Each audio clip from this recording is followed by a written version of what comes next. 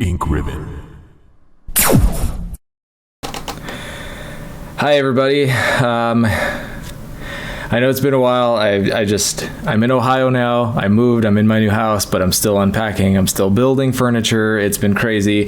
And during all this, the Resident Evil 4 Remake trailer happened, and I was like, oh my god. And I did see it, but we're gonna go through it one more time because I have gotten so many DMs from you guys. I was like, okay, fine, I'll make a video. So, I mean, let's be honest, we all knew this was coming. It was like one of the worst kept secrets ever. I'm really excited that it's coming in March of next year, which is June, July, August, September, October, November, December, January, February, March. 9 months. It's a baby. What do we got first? So right off the bat, it does look very Village, but you know, I think it's more the graphic fidelity. Yes, Resident Evil, we got it. Okay, the baby eagle.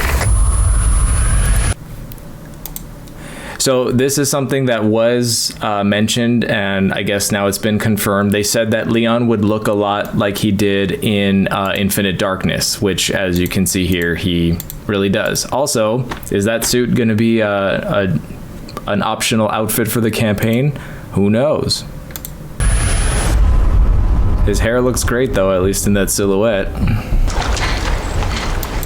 Okay, and I'm sure you've already seen this online, but her outfit is actually based on Ashley's original concept before she had her finalized outfit in Resident Evil 4.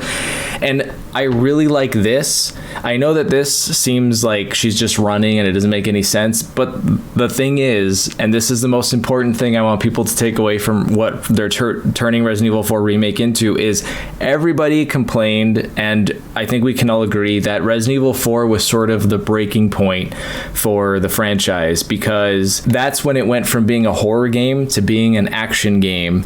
Although Resident Evil 4, in my opinion, had the best balance of horror and action, this is Capcom letting us know this is going to be a scary game. This isn't going to be an action game. I mean, it probably is, but it's going to be, you know, more in the direction of what we wanted as far as like survival horror comes from.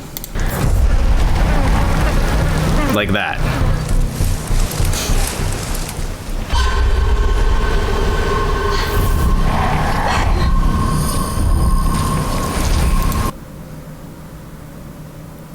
Okay.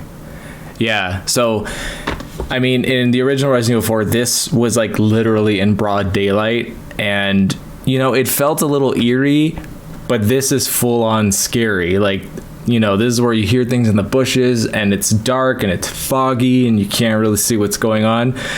This is gonna be scary. Oh my god, this is gonna be so scary in VR.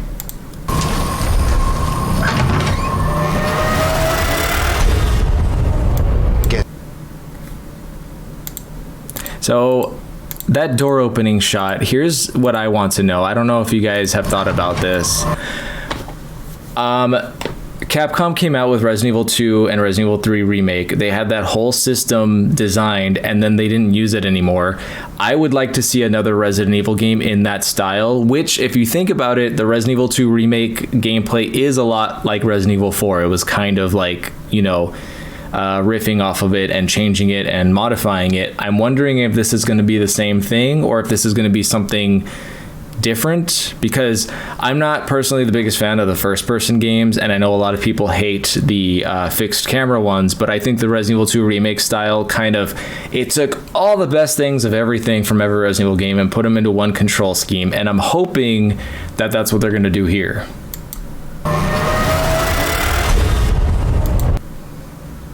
Okay, so I guess the previous shot was during the day, and now this is, I mean, at night, and now this is during the day, because the lighting and colors and everything are completely different. Guess you, me, picked the wrong spot to vacation, eh? All right, we got Lewis back, at least, well, Lewis is back, literally.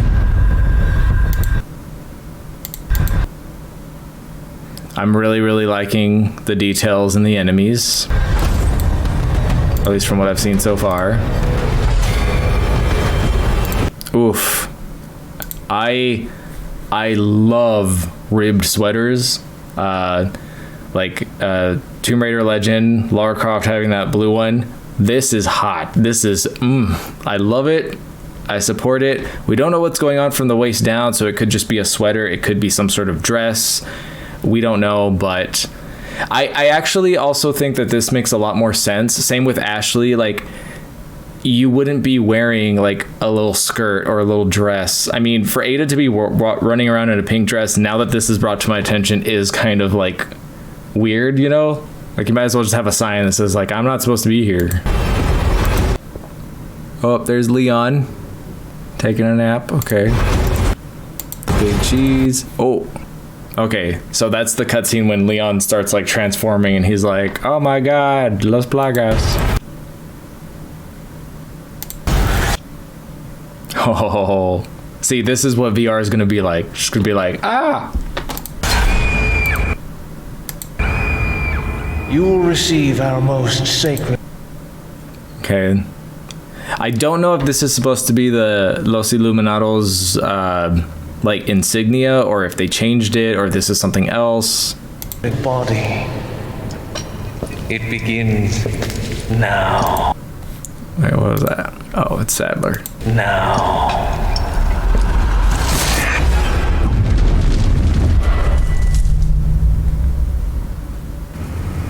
If I could just forget what happened that night. The pain. Leon looks like Leon. Even for a second.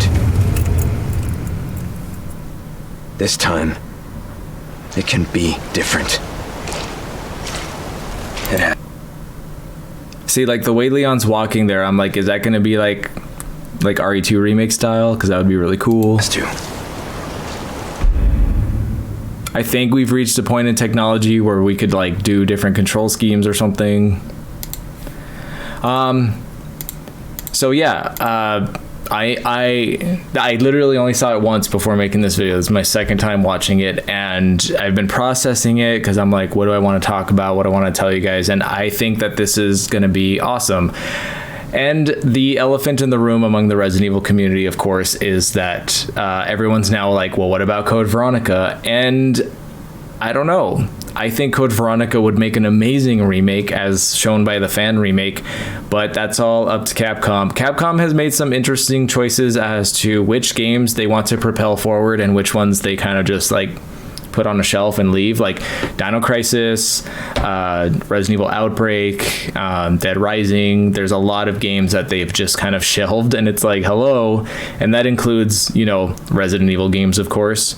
So I guess we'll just have to wait and see. All I will say is that I'm definitely getting a PSVR 2. That's for damn sure.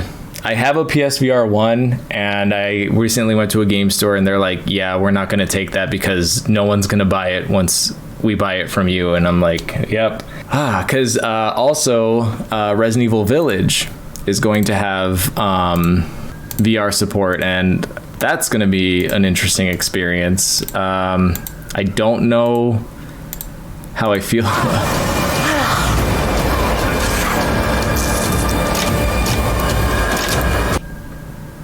All I know is that a lot of people are going to be making, like, Capcom must have like a team specifically designed to keep the player from grabbing Lady Dimitrescu. But I guess we'll see. Those are my thoughts. Honestly, I've known about Resident Evil 4 VR, Resident Evil 4 Remake for quite some time, so this is not at all shocking news, but it is very, very happy news because the first time actually seeing it, and one, confirming that it's real, but two, they're doing a good job. Like, it's like, okay, because you guys know how these remakes can turn out. Sometimes remakes are just like, ooh. And then, of course, there's the argument, does Resident Evil 4 even need a remake? But you know you're going to buy it. I'm going to buy it. Like, it's fine. It's going to be good. It's going to be fun. And I'm very, very looking forward to seeing what they do to make it a little spicy. But that's all I've got for you guys today. I have to finish building furniture. I do have a vlog coming soon, so look out for that. But yeah, until next time, I'm Kai Morgan. And as always, thanks for watching Ink Ribbon. And a very special thank you to all of my Patreon supporters and YouTube members. Your extra support means the world to me and helps me keep making content for you guys.